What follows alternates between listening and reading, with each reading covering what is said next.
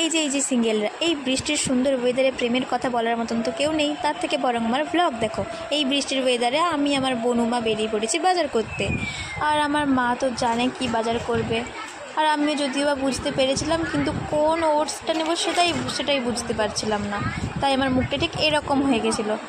আর শেষমেশ তো ওটসের সামনেই আমি বসে পড়লাম যে আমি কোনটা নেব।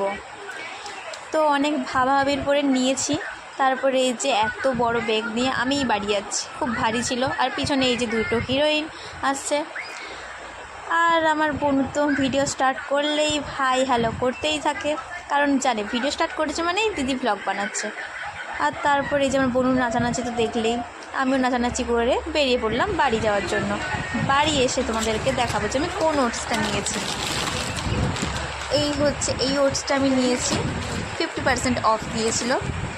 আচ্ছা, আর তার সাথে ছিল পাস্তা। জিম করে বললে কি পাস্তা খাবো না নাকি? অবশ্যই খাবো, পাস্তা নিয়ে নিয়েছি। তারপরে এই যে চকো সিরাপ নিয়েছিলাম, আর বাকি চাউমিন, আর বাদবাকি মা বাজার করেছিল। চলো ভিডিও এতটাই, টাটা।